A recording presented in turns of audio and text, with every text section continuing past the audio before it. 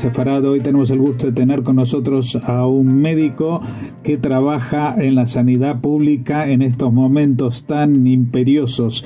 Estamos hablando con Jorge Rodríguez Roda Stewart. Él es el jefe de cirugía cardíaca del Hospital Ramón y Cajal de Madrid. Gracias por atendernos, Jorge. Hola, buenas tardes, ¿cómo estás?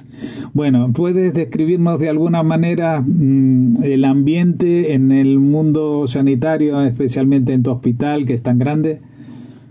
Bueno, yo creo que viendo las noticias a diario, creo que estamos todos bastante informados de cómo está la situación actualmente, no solo en nuestro país, sino en el resto del mundo. Quizá en España estamos viviendo una situación un tanto exacerbada respecto a otros países en nuestro entorno, pero no muy diferente a ella. Como podéis ver, este virus, que es un virus altamente contagioso, tiene esa característica y esto implica que el pico de contagios tenga una curva exponencial, es decir, que cada día que pasa los casos se van multiplicando de forma exponencial. Aunque empezáramos hace unos meses con 2, 3, 4, 5 casos, en prácticamente 30 días estamos ya en miles de casos que posiblemente sean el doble o el triple de lo que actualmente las cifras que manejamos, porque esas cifras son realmente casos de test positivos, pero hay muchísima población que está pasando la infección de forma más o menos banal en sus casas y que evidentemente no están contabilizados. La característica de este virus, como ya todo el mundo sabe, pues es una afección de vías respiratorias fundamentalmente, muy común y en la mayoría de los casos banal, con una sintomatología típica de catarro, de gripe, con dolor de garganta, fiebre y con malestar general. Y esto es prácticamente en el 80-90% de los casos, pero aproximadamente una quinta parte de los pacientes que sufren esta enfermedad pues necesita un ingreso hospitalario porque la infección afecta a los pulmones en mayor o menor grado, dando lugar a una neumonía unilateral o bilateral.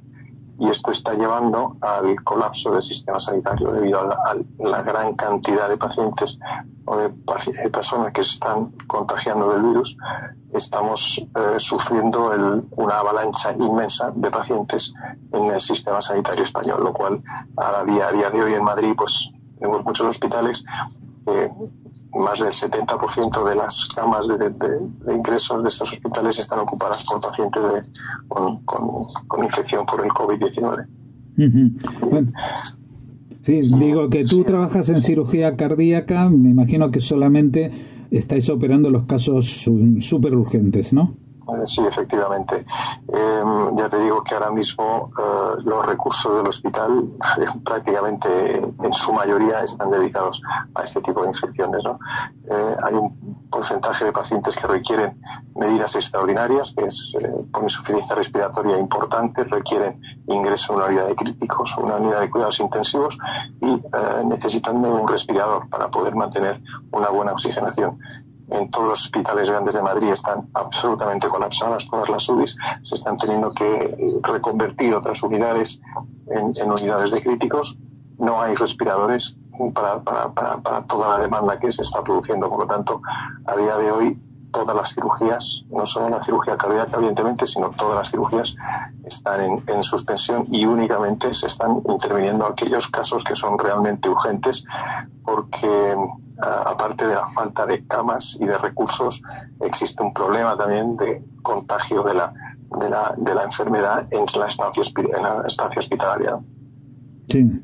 Claro, si siempre hay un problema de enfermedades nosocómicas, ¿no? Creo que se llama nosocomiales o algo así. Nosocomiales, sí. Exacto. En este caso de una enfermedad que se contagia con tanta facilidad y rapidez, todavía peor, ¿no? Efectivamente, y date cuenta que además en un hospital y en cualquier cirugía pues requiere un contacto muy directo del personal sanitario, ya sea de los médicos, las enfermeras, los auxiliares con los pacientes.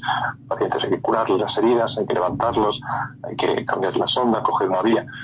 Y todo esto en pacientes y con el personal que está a veces en contacto con otros pacientes que aunque estén asintomáticos pero ya son positivos, pues la propagación de la enfermedad es brutal. Entonces es imposible tener una mínima garantía ahora mismo en un hospital de que un paciente no pueda estar sometido a un riesgo, evidentemente, de contagio por el propio personal del hospital.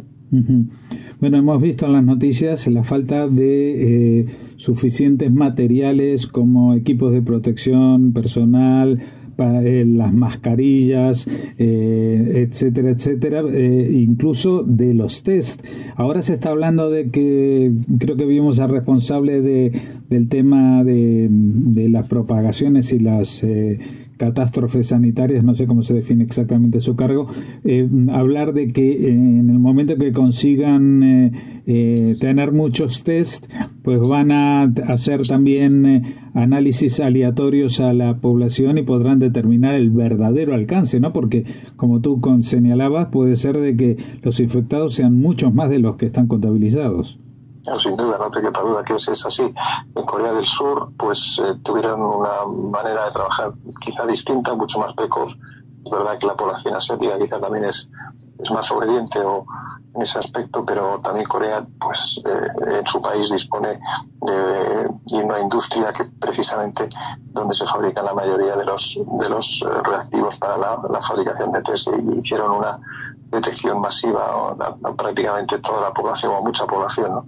Haciendo más de 15.000 test diarios. Con esto consiguieron identificar a todos aquellos individuos de la sociedad que tenían el coronavirus y que estaban asintomáticos o presentaban pequeños síntomas. De esta forma han conseguido poner en marcha las medidas de aislamiento y de protección de estos sujetos que estaban infectados, y bueno, han controlado muchísimo, parece ser, visto los resultados, el tema. O sea, que es una de las maneras de luchar contra esta diseminación, pues sería el hacer los test masivos. Evidentemente, pues esos test son caros. Me imagino que habrá una demanda mundial, porque el problema no es que estemos en España, es que es una cuestión mundial, ¿no? Y efectivamente también hay falta de otros recursos. Manejar pacientes que están infectados con el COVID-19 requiere que el personal sanitario que interacciona con ellos esté debidamente protegido con lo que se llaman los equipos de protección individual, que constan de mascarillas, pero unas mascarillas especiales, no valen cualquier mascarilla, son mascarillas son autofiltrantes y que protegen del contagio. Son gafas, también unas gafas especiales para antisalpicaduras, gorro, un traje especial, guantes de nitrilo, en fin, todo esto, ¿no? Y además ese material es de un solo uso, o sea que una vez que se utiliza hay que desecharlo prácticamente en su totalidad. Imagínate eso con los miles de afectados que hay, con atender a pacientes críticos. Imagínate lo que es en una UBI, que hay que estar prácticamente encima del paciente.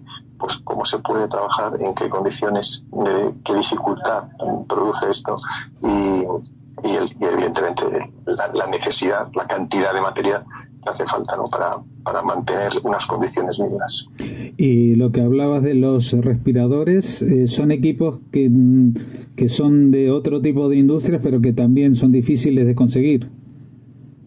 Hombre, evidentemente los respiradores son unas máquinas que se utilizan siempre pues para una anestesia general.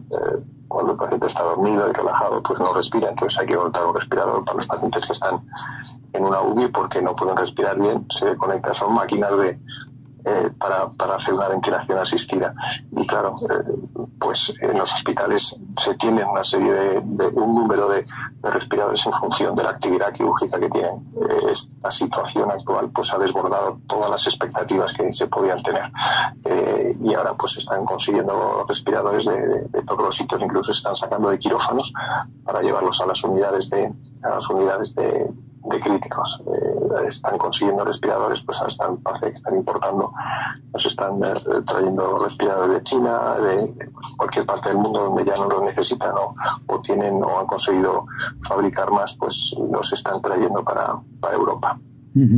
Bueno, ante este tipo de emergencias, bueno, tenemos también a la vista dos modelos, ¿no? Por un lado, China, que parece que sus medidas, aunque al principio a todos nos parecieron tremendamente exageradas y casi de película de distopía, de un régimen capaz de encerrar a 60 millones de personas sin dejarlas salir, Ese es un modelo, y el otro modelo es un poco más cercano, ¿no? Que es el modelo italiano, que no se reaccionó a tiempo. Y la pregunta es, en España estamos más cerca de Italia que de China, ¿no? Bueno, yo diría que es un modelo italiano. Yo creo que cuando empezó todo esto, claro, venía de un país China, que es un país un poco peculiar, no es una democracia, ni es un país al uso, ni la sociedad china es como es, y existe siempre ese hermetismo acerca de todo lo que ocurre en China, pero viendo lo que estaba ocurriendo, de cómo se habían tomado unas medidas drásticas, de cómo se habían construido hospitales en cuestión de semanas para albergar a miles de pacientes con estas características, de las medidas de confinamiento que hicieron en China a millones de personas, pues yo creo que ante esa situación, yo creo que las autoridades, ya no digo ni italianas ni españolas, sino mundiales, pero sobre todo europeas, teníamos que haber tomado buena cuenta de ello. El problema es que cuando ya el problema se trasladó a un país que geográficamente es muy parecido al nuestro, con una sociedad muy parecida a la nuestra, un país mediterráneo como Italia, y empezó a tener las características de contagio que eran paralelas a las de China, pues tampoco el resto del mundo parece que se interesó mucho en el tema, ¿no? Y yo creo que si se hubiesen tomado medidas semanas antes, porque esto es una cuestión exponencial, cuando se corta de alguna manera el contagio, ¿no? Se dice que cada persona en 4 o 5 días infectada es capaz de contagiar entre 2 y 3 personas. Si conseguimos disminuir esa N de primeros contagios, pues la curva hubiese sido bastante más atenuada, ¿no? Hay modelos, ¿no? Como decías tú, es el modelo oriental de tomar unas medidas muy drásticas, de hacer test a todo el mundo. Y está el modelo, por ejemplo, yo diría casi el anglosajón, que tanto en el Reino Unido como Estados Unidos querían, no hay prohibiciones como tal, o las han tardado mucho más en llevar a cabo, pero se están dando cuenta ahora que o toman medidas o quizá la situación se les va a ir de las manos. Sí, hemos visto incluso reaccionar más rápidamente a países de Sudamérica que a Estados Unidos, cosa que llama un poco la atención, ¿no? Efectivamente, sí, es cierto. Quizá por esa sensación de intentar preservar las libertades individuales, pero ante situaciones como estas creo que el bien común está hablando de la salud y casi de la vida de los ciudadanos. Yo creo que debe estar un poco por encima de estas libertades de movimiento, libertades individuales, porque al final la solución de todo esto pasa por una conjunción de responsabilidades, ¿no? De las autoridades, de las administraciones públicas, de los gobiernos, pero si la sociedad no está a lo que tiene que estar y no es consciente de lo que está ocurriendo, esto es imposible de parar. Por lo tanto, una de las medidas que creo o que se ha visto que son fundamentales es el confinamiento de la población en sus casas y las medidas que están recomendando higiénico-dietéticas de evitar los contactos físicos, evitar el contacto entre personas, aglomeraciones, y la única manera de eso pues es el confinamiento en casa.